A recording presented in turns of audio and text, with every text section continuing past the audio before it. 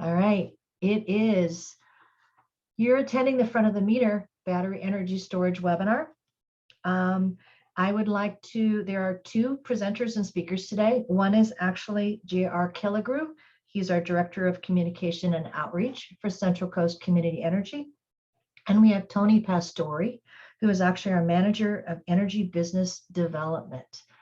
I'm Susan Davison, and I'm your host. So I'm going to step out and allow Tony to start the presentation. And thank you for joining us today. Great, Susan, thanks so much. And it's great to see a wide variety of our member agencies on this webinar today. So thanks for joining us on a little bit of a short notice, but hopefully the goal of this webinar and discussion is to arm you with the necessary information to evaluate whether or not this phase of the front of the meter battery energy storage systems fits into your work plan right now. Rest assured, this is going to be an ongoing effort for us, so it's not a one-time deal. So I just want to make sure that everybody understands that we're committed to grid reliability, reducing emissions, supporting economic development, and all the great benefits that come with this effort. But it is going to be over a multi-year process. So just want to level set with everybody and tell everybody to take a deep breath. We're all here for the long run. So in terms of the topics today, part one, we're just going to go over the kind of nuts and bolts of, the overview and the benefits of this effort, the differences between FoM, which is front of the meter, and BTM, which is behind the meter, which folks are very much well aware of, the size and the shape of battery energy storage systems, the wide variety of how they come in different sizes and shapes based on the capacity of the battery, a quick 101 around the grid and how the batteries work with the grid. And then we want to take a pause because there'll probably be a lot of information to digest. So a quick Q&A. And then finally, we'll get into part two, which is probably what you've been waiting to hear about, which is sites, kind of what we're looking for in sites, or what you can evaluate and leverage in terms of parameters as you evaluate the sites that the city or the county that you work for owns and operates, the process and timeline around this effort, and then ultimately what we're looking for in terms of each one of our member agencies and their participation in the program. So we do have some parameters. We want to be forthright and transparent about that. And then we'll jump into a Q&A. So very quickly, what it is in a nutshell. So this agency is standing up this program. It's the first of its kind in California, especially in the CCA community. There are a lot of kind of behind the meter projects that are looking at, resource adequacy and reliability efforts, but nobody's really kind of staking their flag in the ground like Central Coast Community Energy is doing. We have the largest geographical area in any CCA across the state. So with 8,000 square miles and 33 cities and counties, this is a great opportunity for us to allocate and distribute 100 megawatts of front of the meter battery energy storage systems throughout our service area to help kind of leverage reliability and efforts to help ensure that we can be a good grid citizen as we move forward with these really incredible goals around clean energy. The project size for each of the batteries range from 1 to 5 megawatts, but you certainly could place a multitude of different size batteries. But really, at a minimum, we're looking at 1 megawatt to up to 5 megawatts. As I mentioned too, we're really looking at doing solicitation. So probably about twice a year, we'll come to our member agencies and we'll be looking to hopefully contract for at least get sites that could fill a queue of about 25 megawatts each. So 4 solicitations and then 100 megawatts total. So again, the construction, this is highlighted because that remains to be seen. But from the time that we look at a potential site to when the construction begins, we're probably looking at late 2023, early 2024 to final construction around 2026 for this entire effort. So this is going to be a multi-year effort, and we're just excited to kind of bring this to you. So why do this? I think ultimately at the end of the day, one of the emboldened benefits that we don't have here is this is a public benefit. You all are public agencies, your cities and counties. We are a joint powers authority. We work on behalf of the public for the public benefit, whether it's constituents or customers. We see them as the same. So we want to help support your constituents, our collective customers, and we're seeing this as an incredible effort to do that. So one, rate stability. By deploying these 100 megawatts, it's going to help us reduce the energy costs and also the resource adequacy costs that we have we have to actually buy for or pay for each year. Those costs have been running away from us very frequently. At one point in time, it was a couple percent of the power procurement costs. Now it's up to 10 to 15% of our costs. So that's another reason why we need to look at this effort. Grid stability. How do we kind of ensure that we can capture those clean electrons during the off-peak hours, especially the daytime, capture them, store them, and then deploy them during the peak hours. Grid services, it really is going to help us balance our power flows as a load serving entity that now has up to 440,000 customers. And we now on an annual basis are serving about 5.1 billion kilowatt hours of customer consumption.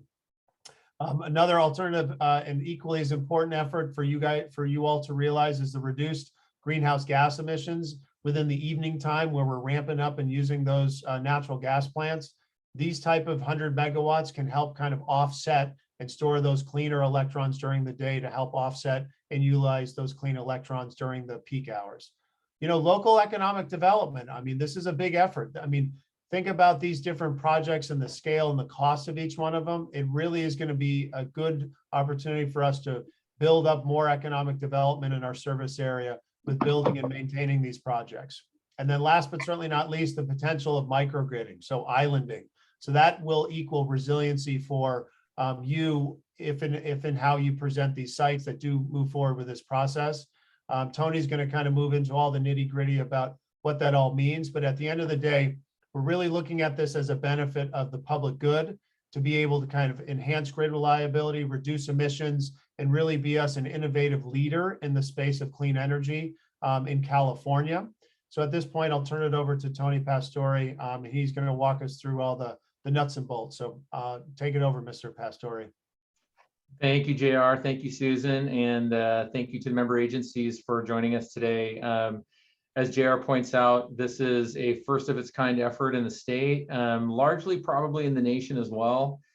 So we're definitely out on the front of the spear, so to speak. And we're exploring uncharted territory in some cases here. So as JR points out also, we're going to go through 4 separate solicitations essentially. So there will be 4 opportunities for member agencies to engage in the process. And we intend to learn a lot through each of these. Let's see, so I'll just go ahead and dive in here on the difference between front of the meter and behind the meter. Those are the 2 terms we use, generally speaking, to describe how a resource is interconnected to the grid.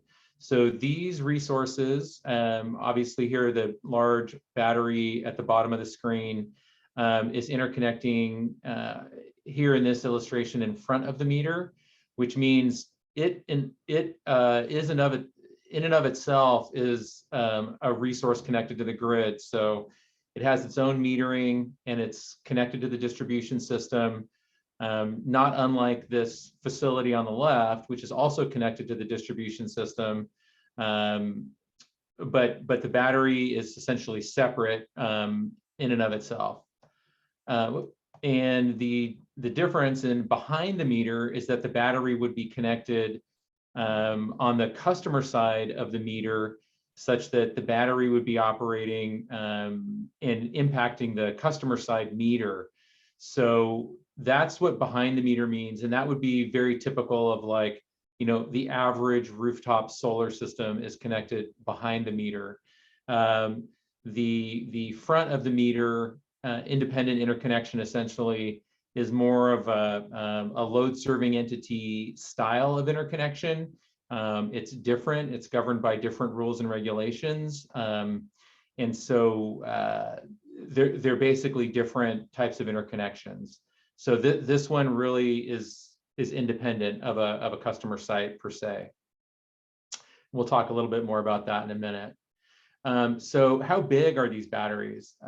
It varies. A 1 megawatt, 4 megawatt hour battery comes in different shapes and sizes. It depends on the technology of the battery. So as many folks are aware, there are lots of different kinds of battery technology today, each one of which kind of takes up its own sort of footprint, if you will, but also the configuration of that battery technology with the other equipment that goes into the system also has its own kind of footprint. So each of these systems is uniquely designed and engineered. And so each one, depending on the vendor and the equipment suppliers, their supply chains, and a bunch of other factors that go into designing and engineering these systems, they will have different shapes and sizes. And so when we look at then what is the sort of the overall footprint of the system, well, the footprint will vary as well. So the first thing that will be variable is the equipment, the design and engineering of all that equipment, including HVAC equipment, also known as air conditioning. These batteries do get warm, and so they need to be kept cool. In our cool climate, largely along the Central Coast, probably a little bit less of a need for lots of AC. But in any event, the local planning departments, the local building departments, the fire marshals, all will have a very important role in determining really the final footprint of these facilities. Setbacks, fencing requirements, access, ingress, egress requirements, all of these things will bear on each of the project designs. And so the footprint is hard to determine on the front end, but what we're going to do is run through a few different battery systems that are already built to give you an idea sort of conceptually of what these things can look like. So first up, residential battery systems. These are very typical 10 kilowatt, what we would consider very small or residential scale battery systems. Then we're going to look at a commercial and industrial system. Here on the right is the battery, and you can see the fans, the little round circles on top. Those are the fans that help cool the batteries. So that's kind of the footprint of that little system. That's again about half a megawatt and 1.3 megawatt hours. So we have the total power output, which would be like the top speed of the battery, and then that's kW, and then we have sort of the duration of the battery, or how far it can travel, and that's the megawatt hours. So this battery would be smaller than what we're looking for. Now we're going to get into some batteries that are more about the size that we're kind of looking for. And again, these are going to vary quite a bit across all the different technologies and various engineering and configurations. So note here, please, the bollarding, the heavy equipment access, the pad area, the switch gear, which is in the blue container there on the top left. So the batteries themselves are one element, and then there are lots of other components or equipment that are involved. So this to give you an idea of what would be probably on the smaller side of system size that we would see. Now we're getting into something toward maybe the upper end of that scale. So 5 megawatt, 10 megawatt hour battery. You can see here, this one in Ontario, Canada.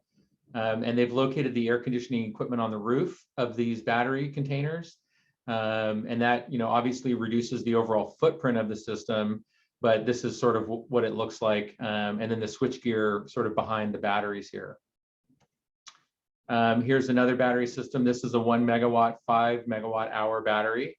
Roughly, estimated about 9,000 square feet. And you can see some vehicles in the background to give you an idea of the scale. And again, pointing out that, there are batteries and then various other pieces of equipment that are required to operate these systems.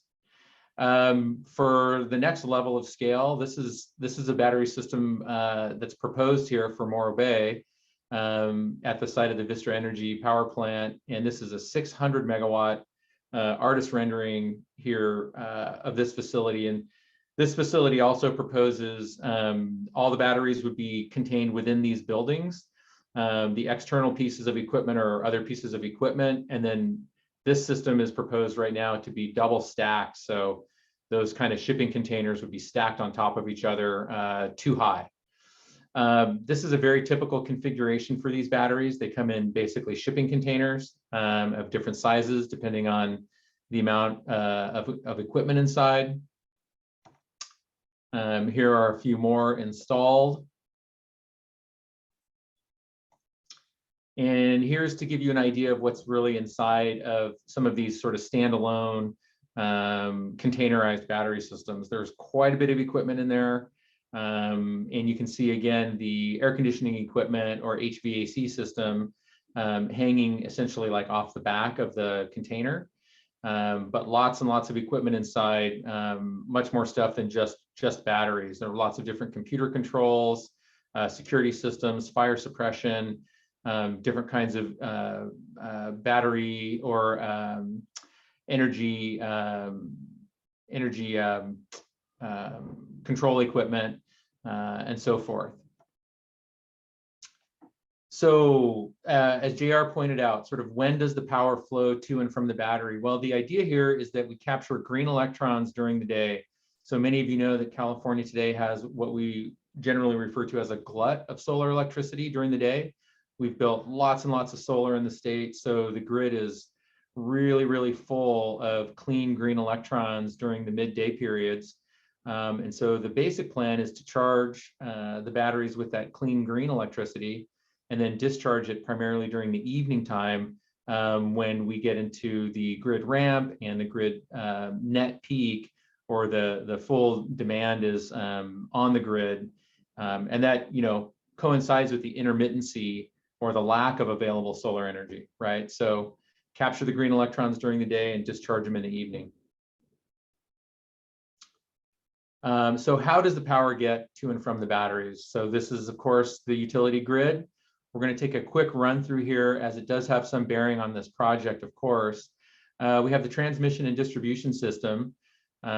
So the transmission system basically from the power plant into the higher voltage equipment, flowing all the way down through the distribution substation.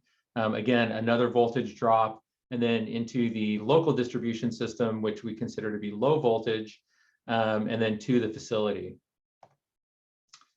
So with these batteries interconnected, as you can see at the bottom of the screen, we will have what we call sort of bidirectional power flow, meaning the battery is going to, just like on any kind of rooftop solar system or behind the meter battery storage, power flows to it when it's charging and then flows away from it when it's discharging. So the distribution and transmission system were designed and developed, as many of you know, like over 100 years ago. And they were designed for unidirectional flow, basically from the power plant to the facility. And over the last 20 or 30 years or so, what we've been increasingly doing is sort of forcing that system to be a bidirectional system. And that many times requires various kinds of upgrades at various levels throughout the system. So we anticipate that some of these systems that get installed will require various kinds of upgrades, whether it's at the distribution level, the distribution substation level, and or probably not in the transmission system, because these the batteries that we anticipate will be under 5 megawatts. And so generally that has little impact on the transmission system. So here's the distribution feeder, like possibly outside of your offices or your homes. And this is one area where it's quite common to have a distribution upgrade required for this kind of facility. The reason I bring up the distribution upgrades and network upgrades in general is because they can take quite some time. These are, again, older systems in many cases, and the responsible distribution system operator or the utility has a massive workload, as everybody knows, maintaining this system. So when we ask them to do upgrades, that can take some time. And we do see, in fact, that substation upgrades can take several years, in fact, to be completed. So that's kind of a ton of information. And so right now we wanted to open it up for a quick discussion, Q&A, noting that the next section where we'll discuss sites, process and timeline, and member agency participation will also be probably pretty robust in terms of time requirement. So Susan, if you'd like, we can either answer some questions out of the Q&A if you want to read those, or Hey, Tony. There are no questions in the Q&A box as of yet. Okay. If somebody wants to ask direct, they can use the raised hand feature. So I'll take a look, and we've got one with a raised hand. Let's go see. Great. Thanks, Susan. Okay, Tiffany. Tiffany, I'm going to unmute you. Would you like to ask your question?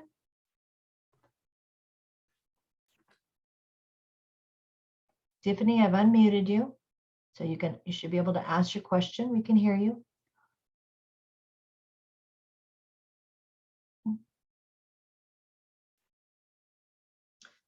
Oh, we can't hear you, Tiffany. Sorry. I've unmuted you. So you do have permission to talk, but we cannot hear you. Nope. Put your question in the Q&A and I'll read it out loud. Thank you. Anyone else in the attendees who'd like to ask a question? Please feel free. While Tiffany's typing her question. Okay. All right. While Tiffany's typing away, I'll go ahead and get started here, and maybe we'll answer your question. But Susan, feel free to interrupt me once you have that question and want to ask. It's in the box now if you want it. Oh, okay. All right. How will you comply with CEQA for individual installations? What level of CEQA review applies? And is CEQA compliance left to the local government? So 3 questions. Let's talk CEQA. So the California Environmental Quality Act, probably most of you are very familiar with it. Great question, Tiffany. And the answer is primarily we leave permitting up to the developers who will be building these projects. And when it comes to CEQA, the developer will be responsible for all of the permitting. We may be able to help in that regard, or the member agency may be able to help in that regard. But as it pertains to the site disturbance on these sites, when and if CEQA would be a requirement to follow the rules governing CEQA, then the developer would be responsible to do that. And we can certainly discuss that further. And if that doesn't answer your question, please let me know, and then we can schedule a sidebar on that as well. All right, Tony, she's added to the question, but I'm going to hold it for the moment because she's asking about sites. And so you're going into that topic. Yeah. So I'm going to hold her in the Q&A box for a moment while you're going. So please present. Okay, great. Thanks, Susan. Okay, so what makes a good site? So as you can see, like we talked about a little bit earlier, there are lots of different kinds of site requirements. For this effort, what we're looking for, and for this discussion, is obviously a member agency controlled site located within the CCCE service area. And we do recognize that some of our member agencies do control real estate that is outside of their jurisdictional boundaries. And for this effort, we're looking for parcels that are within the jurisdictional boundaries. We're looking for relatively flat topography, as you have seen in the previous images. Probably something like a minimum of 1,500 square feet. This allows for the equipment to be installed, the surrounding protection equipment, as well as whatever setbacks and buffers are required by the local jurisdiction. So probably something around 1,500 square feet is a minimum. The other thing would be good access for heavy construction equipment. As you can see, most of these systems are very large, very heavy, and do require heavy equipment for installation. The other element, of course, there is going to be fire vehicle access, and that's typically defined again by the local fire marshal. Carrying on, sites that are, and I use Lego images here for a specific reason. 1, for color and for entertainment value, and 2, not to point out any particular jurisdiction. So police, fire, water treatment, whether it's water making, potable water or wastewater treatment, schools. There are lots of different critical facility types. I have here in the slide deck a link to those PG&E's determination of critical facilities.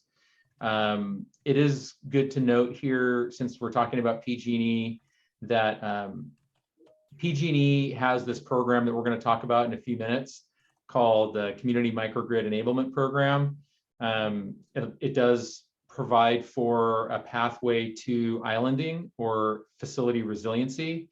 Southern California Edison is working on a program. They don't have anything in place currently. So that to keep in mind. Tiffany, to your question regarding environmental permitting, we would ideally prefer sites that are, relatively speaking, easy to permit these kinds of facilities. So ideally not triggering CEQA, NEPA, FEMA studies, and so on and so forth, but of course recognizing that that could be the case. But looking for sites ideally that do not have streams, wetlands, other environmental, cultural, or biological resource knowns, or any other kinds of hazards that would require additional sort of time-consuming permitting efforts, and/or permitting efforts that have less known outcomes. And ideally, if there had been a phase 1 environmental site assessment as part of a regular municipal process, that would be good to know as well. So let's see. And then from an electrical standpoint, basically the ideal site, this is going to probably step a little bit into the realm that most folks aren't familiar with, but when we're looking at distribution and substation capacity, there are some tools that developers use to understand what is sort of the capacity or the available capacity on a distribution feeder or at a substation. And so the developers will do their best to determine the sort of likelihood or the feasibility of a site to carry a certain kind of sized battery. And then they'll make their assessments and move forward with the projects with us based on their initial feasibility analysis. Ultimately, the utilities, in this case, primarily probably PG&E, but also SCE, once the application, the interconnection application is submitted to them, and the fees are paid and so forth, then the utility conducts interconnection studies, and those studies take time to complete. And at the end of that study period, the utility will deliver a report, and that report will indicate the available capacity on the feeder or at the substation or both, and then what, if any, network upgrades are required and how much those upgrades will cost, and literally who is responsible for paying which portion of those upgrades. So this is a very important step in the process. It takes time, but it provides a certain level of certainty as to how the project will move forward. So let's talk about resiliency for a minute. So within, again, PG&E service area, PG&E has a new tariff, which is really an interconnection tariff. So it's kind of an interconnection process called the Community Microgrid Enablement Tariff, or CMET. And then they, in addition to the tariff, PG&E launched a program called the Community Microgrid Enablement Program. The tariff allows for qualifying projects to interconnect and island. So we're going to talk a little bit about that and just a little bit more about islanding in just a minute. But the tariff allows for, like I say, qualified projects to create essentially a community microgrid or an island. And an island is essentially a disconnected from the utility grid and can disconnect and reconnect to the utility grid as required, and provides its own power when it's disconnected from the utility grid.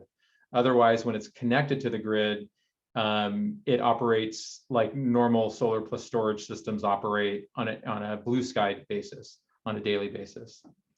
The CMEP, the program, is essentially a funding mechanism that will support and cost share for both technical assistance as well as for the network upgrades that may be required by any given project. And so the program has specific requirements. And if and when we get to that portion of the project delivery, then we would essentially dive into that. And we are strongly encouraging the developers to participate and take advantage of both of these opportunities at PG&E. Again, SCE does not currently offer islanding utilizing SCE infrastructure. They're working on it. They anticipate that there could be something on offer by the middle of next year. These projects do take quite some time to develop and construct. So it's reasonable, I think, to consider that by the time we get to contracting, that SCE may have a tariff and or program in place that allows for essentially community microgridding and islanding. So islanding, what is an island? So as you can see here, this is essentially a simple line drawing. I've got the link here to PG&E's Community Microgrid Enablement Program. If you haven't looked at that yet, I think it is worth looking at. It's especially relevant to municipalities. And you can read here about what a community microgrid is, in addition to my description earlier. But basically, these orange dots are isolation devices. So typically, they're things like, they're called sectionalizers or reclosers. They're essentially a switch that can open and close.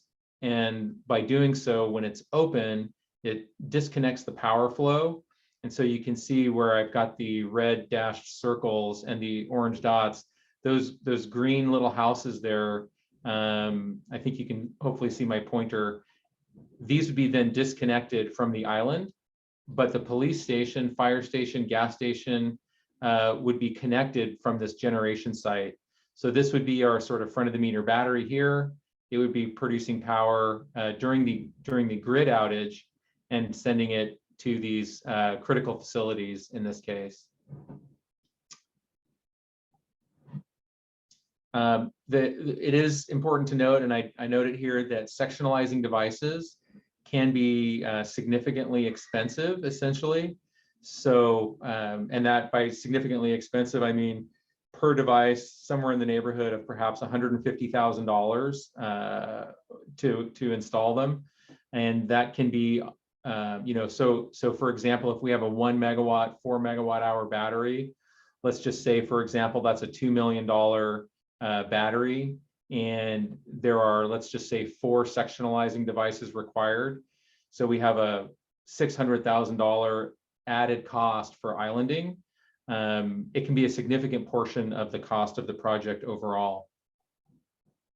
And that's where the program comes into place, because it helps to pay for some of those network upgrades, up to $3 million currently. The process and timeline, this is obviously not readable for you, but it can be made available. This is basically the process flow diagram that we've created for this effort. There are, as you can see, a lot of steps in this process. And so the point of sharing this slide is that there are many steps. This will take quite some time to deliver these projects. And yeah, and then we're happy to, share this and discuss further. So speaking of timeline, here are some of the steps. This is a little bit distilled, but it basically involves our RFP, which will be released on November 1st. Then we're looking for the member agencies to deliver us a site list. Oh, the word MOU is in here. It should not be. So I will strike that. From this, but we're looking for the site list. The vendors then will be reviewing the RFP. They'll be reviewing the sites. The RFP is open to vendors to bring any sites as well. We're, of course, encouraging them to use the member sites, but they will be eligible to bring any other site as well to our attention. We will get the vendor submittals. CCCE will review those submittals. Any of them that impact a member agency, we will discuss those with you, sort of a meet and confer. And then CCCE will respond to the finalists, meaning the bidder finalists, regarding those proposals. We anticipate that effort will be complete probably by June next year. And then basically, once the vendors are notified to proceed, they will begin and go deeper into their due diligence, interconnection applications, pre-application report studies, all kinds of stuff that takes place on the front end of this kind of development. Once the applications are in, there'll be all of the interconnection and other regulatory reviews, studies and reports. Again, some of those reports, those interconnection studies, will determine the costs associated with network upgrades, and who's responsible for those costs and the timing for those upgrades to be completed. So all of that information will bear on essentially the final cost estimate for the projects. And then once all that stuff is agreed to, local permitting and equipment procurement will take place. Most folks know that there have been quite a range of supply chain issues in the last couple of years. So it's always to be determined as to what the challenges will be in procurement, and finally, construction. So we anticipate probably the earliest projects will be built is around 2024, and then some projects probably around 2026. And yeah, depending on the total number of projects and various complexities and so on, that's sort of a rough timeline for getting started. So member agency participation, these are the basic conditions that we're looking for. Essentially, if you can provide us a site list by November 15th, that would be great. That's essentially our deadline. We're looking for what we're referring to as no-cost site control. So the developer would engage in some kind of easement, encroachment, or lease, whatever instrument or mechanism works sort of easiest for the municipality. That's great. And again, we are looking for no-cost site control. Part of the reason for that is that to level the playing field for the developers, they need to know what their site control cost will be. And we look at this, of course, as a partnership between our member agencies and our JPA, that for the small area that these facilities will require, again, we're looking for a no-cost site control strategy here. The site control should have a term of 15 to 20 years.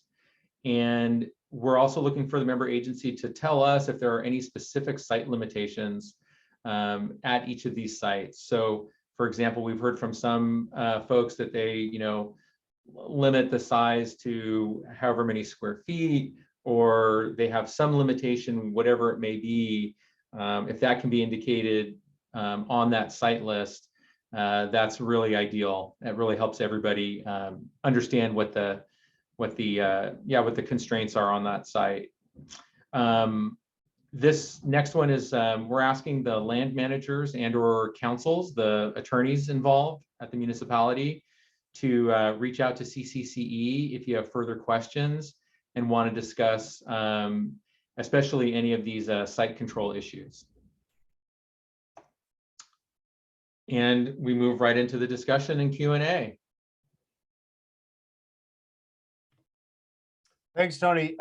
Just for everybody's awareness, the project team here is myself. So I'll be kind of leading all the engagement with the cities and the counties around this effort. Tony's working hard and diligently to kind of get the technical aspects of it, working with PG&E, working with SCE and other regulatory stakeholders to help make this possible as fast as possible. And then we have our other team member from Central Coast who's kind of managing the power supply and contractual engagement.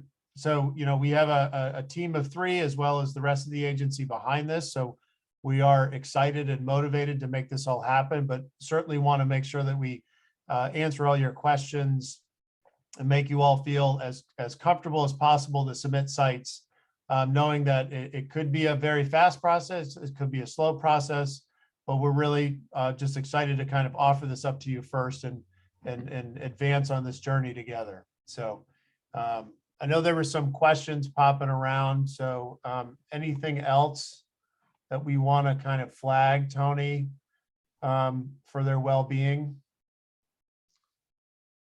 Well, great question, JR. I know I covered a lot of ground there. Happy to, entertain any other questions.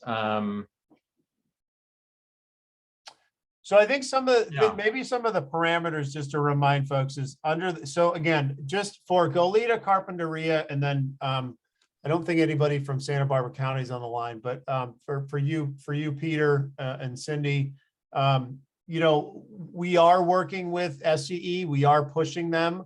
I would certainly encourage you and your elected officials to reach out to SCE and let them know that they're behind the game on this. That doesn't mean that they're not going to come out and have a similar tariff and program. SCE is focused on resiliencies, but anything you all can do to help motivate them to get their tariff up in front of the commission and approved sooner. But as Tony mentioned, the resiliency component, please don't be dissuaded or dismayed that won't be an option for the cities and counties or the customers down in SCE land. By the time these projects are operational, that I'm not going to guarantee it, but I'm saying I'm 99.9% certain SCE will have a similar tariff and program available. So, I don't want folks to feel like this is not something that the whole state is kind of pushing collectively. But one of the program elements of the community microgrid enablement program that is providing the funding is about being in a high fire threat district. So I believe it's tier 3 and tier 2. That's really kind of the focus to be able to allocate ratepayer funding, because again, this isn't PG&E putting their shareholder dollars up to invest in these projects. They're effectively putting the ratepayer dollars that they get from the CPUC. So just reminder for folks who know if they have sites in the high fire threat districts, they don't necessarily have to be critical facilities to get access to that funding.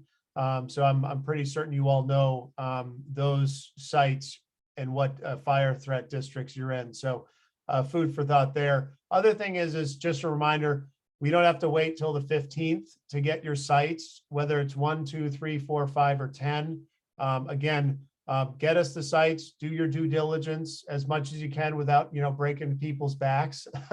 And just, again, this will be a process in terms of us refining exactly, what we can do to make life as easy as possible for you.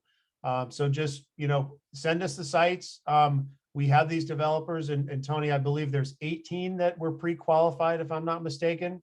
So we really have a hungry group of developers that are going to really look long and hard at your site and develop proposals for it, as well as look at other additional sites. So you really have I would say, an army of excited developers, a group of really dedicated staff at CCCE to kind of help make this come to life. Thanks, JR. We did get a couple questions, and I'm happy to answer here. First question around rooftop locations. It's theoretically possible that a large battery could be located on a roof. These are extremely heavy batteries, so it's extremely unlikely that there are any roofs that are in existence today that would accommodate such a battery. This is, as you can see from all of the images, they're almost universally mounted or installed on the ground. These things can weigh between 50,000 pounds at a minimum up to, several 100,000 pounds. They're extremely heavy, so it's very unlikely that a battery system at this scale would be roof mounted. Other question was around sort of tentative level or tentative site list. And yeah, we definitely recognize that given the short notice, there can be quite a range of public process and or just internal municipal process that need to take place prior to securing a site. So if the member agency feels that the site is tentative, feel free to indicate that on the site list. If you have a sense that the site is pretty much more like, yeah, this site will definitely work from our perspective, and we don't foresee any issues with any of the processes required to allow site control for this kind of activity, feel free to indicate that as well. So if you want to let us know that, this site will be easy for us, this site will be more difficult, feel free to let us know those things. Yeah, and again, just to add to that a point, Tony, yeah, again, this is just the beginning of the process. Right now, the deadline's the 15th of November. The developers would most likely get the list by November 30th, and then not submit proposals around those sites until I think mid to late January, if I'm not mistaken. So there's definitely time. So, whether the sites are tentative or not, we just encourage you to submit the sites and knowing that the developers will evaluate them and then come back with some proposals around there, which we will be in communication with you about that, such that if there's any other questions they have about it, we can help facilitate that. And we're really going to be kind of on your sides to help work you through this process. We're not going to just kind of unleash a whole bunch of developers on you. You are our member agencies. You comprise of our Joint Powers Authority and our board. So we really want to make this a collaborative process, a partnership, and really make sure that, we understand what needs to get done from each one of the cities or counties that are submitting for these sites, and how definitive or not definitive they are. But again, there's time for us to kind of move through all the processes as Tony mentioned. Thanks, JR. I also just posted or just skipped to a slide that is a list of sort of the customer types that are assigned this critical facility designation. I know most of you are very well aware of this, but wanted to share it. This is directly from PG&E's website. So these are the areas, and generally speaking, there is some flexibility. There's a discussion that's ongoing that references sort of the community facility or the community shelter, sort of a broader, less defined category. So if you feel like you have some kind of other community facility that, let's say, can serve community members during a grid outage, such that it provides maybe bathroom facilities as well as phone charging facilities, clean water, et cetera. Those facilities may also be considered as sort of a critical facility.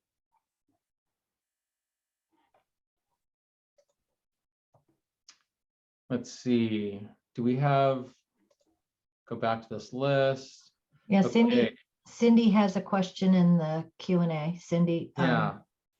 Well, sorry, if we can go to Andrew's question as well. Okay. From the city of Salinas. Andrew first. The question is, are you requesting a list of sites which we would be interested in providing, or a list of sites that meet this certain criteria? I'm concerned about the violation of the Surplus Lands Act if you're looking for interested sites. Yeah, thanks, Andrew, very much. So certainly we don't want to breach any existing rules or laws, of course. That's first and foremost. So the governance there, I'm not particularly familiar with, other than having read a couple of emails on the topic. What I would suggest is that we're open to sort of whatever instrument or mechanism might work for each particular jurisdiction in terms of how to provide site control to the developer. There are a couple of reasons site control is really important. One is that the facility needs to be able to be, legally constructed there by the folks who are constructing it, and it needs to have those folks need to have the term sufficient for the utilization of that facility, through its useful life, essentially. So whatever sort of instrument, like whether it's an encroachment permit or an easement, or perhaps it's a lease or some other mechanism that maybe we're not aware of, we're happy to engage in that conversation, and that would be between essentially the jurisdiction and our counsel, Rob Shaw. He will be sort of the point of contact for those kinds of questions and discussions. And we can certainly put you in touch with him. So feel free to reach out to JR, and JR can get you in touch with Rob. And hopefully that will answer that question. The question from City of Goleta, yeah, we're open to basically any sites. So the site does not have to be associated with a critical facility. It can be really any site. The critical elements are going to be sort of the land configuration and whether or not there's essentially space and kind of the right kind of space for this facility to be built. And then the other piece is going to be the electrical capacity, which is more difficult to assess quickly. It really takes some time to assess that. And really it takes the full duration of the interconnection studies to finally assess that. But that there is capacity and not a onerous amount of network upgrades required. So if you have a site that you think might work for you for a variety of reasons, feel free to submit that site to us. We and the developers will take a look at that. And again, each of these sites will be considered. So.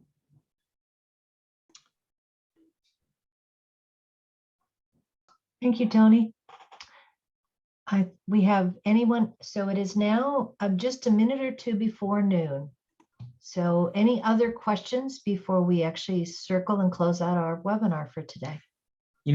Thanks, Susan. I'll also add that we're happy to receive comments as well. So if the member jurisdictions have sort of thoughts that aren't questions, we're open to the discussion and also open to sort of your comments and insights as well. So really appreciate the Surplus Lands Act conversation and any other discussions. Wonderful. All right. Any other comments from you, JR?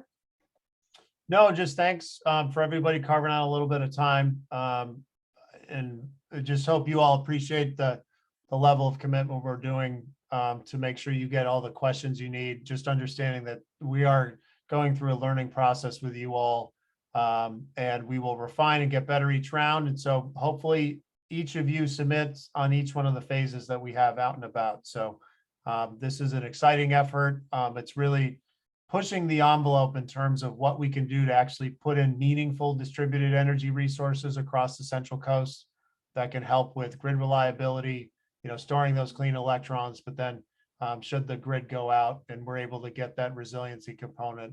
It really is a great collaborative effort that we're excited just to partner with our member agencies on. So thanks again. And we look forward to sites. So let us know how we can help.